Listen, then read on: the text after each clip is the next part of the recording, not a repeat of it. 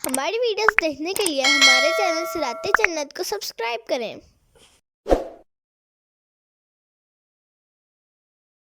إن الذين قالوا ربنا الله ثم استقاموا تتنزل عليهم الملائكة ألا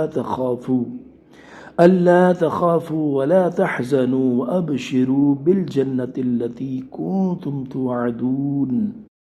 ترجمہ کنز عرفان۔ بے شک جنہوں نے کہا ہمارا رب اللہ ہے پھر اس پر ثابت قدم رہے، ان پر فرشتے اترتے ہیں اور کہتے ہیں کہ تم نہ ڈرو اور نہ غم کرو اور اس جنت پر خوش ہو جاؤ جس کا تم سے وعدہ کیا جاتا تھا۔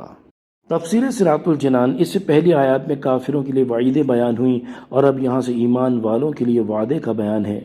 چنانچہ اس آیت کا خلاصہ یہ ہے کہ بے شک وہ لوگ جنہوں نے اللہ تعالیٰ کے رب ہونے اور اس کی وحدانیت کا اقرار کرتے ہوئے کہا کہ ہمارا رب صرف اللہ تعالیٰ ہے، پھر وہ اس اقرار اور اس کے تقاضوں پر ثابت قدم رہے، ان پر اللہ تعالیٰ کی طرف سے فرشتے اترتے ہیں اور انہیں یہ بشارت دیتے ہوئے کہتے ہیں کہ تم آخرت میں پیش آنے والے حالات سے نہ ڈرو اور اہل و عیال وغیرہ میں سے جو کچھ پیچھے چھوڑ آئے اس کا نہ غم کرو اور اس جنت پر خوش ہو جاؤ جس کا تم سے دنیا میں اللہ تعالیٰ کے رسولوں علیہ السلام کی مقدس زبان سے وعدہ کیا جاتا تھا۔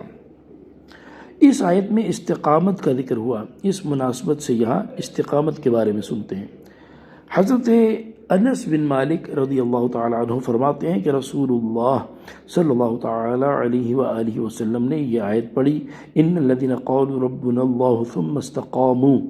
پھر آپ نے فرمایا لوگوں نے یہ کہا یعنی ہمارا رب اللہ ہے، پھر ان میں سے اکثر کافر ہو گئے۔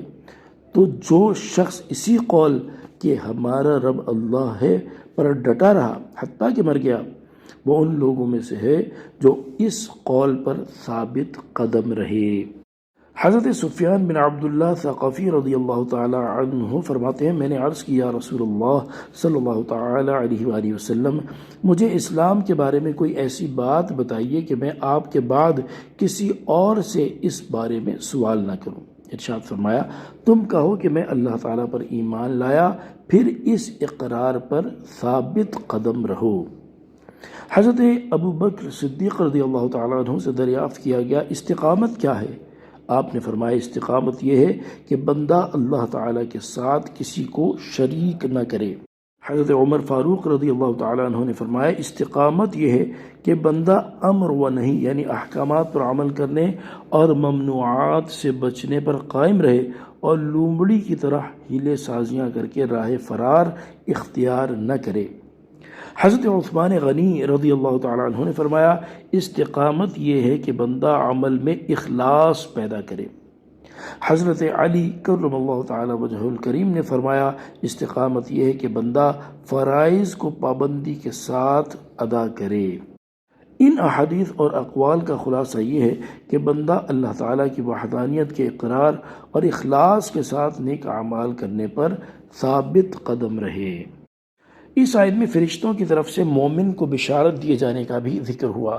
اس کے بارے میں ایک قول یہ ہے کہ موت کے وقت فرشتے اترتے ہیں اور مومن کو آخرت میں پیش آنے والے احوال یا ایمان سلب ہونے کا خوف اور اہل و عیال کے چھوٹنے کا یا گناہوں کا غم نہ کرنے کا کہتے ہیں اور اسے جنت کی بشارت دیتے ہیں۔ اور ایک قول یہ ہے کہ جب مومن قبروں سے اٹھیں گے تو فرشتے انہیں یہ بشارت دیں گے، اور یہ بھی کہا گیا ہے کہ مومن کو 3 بار بشارت دی جاتی ہے، ایک موت کے وقت، دوسری قبر میں اور تیسری قبروں سے اٹھنے کے وقت۔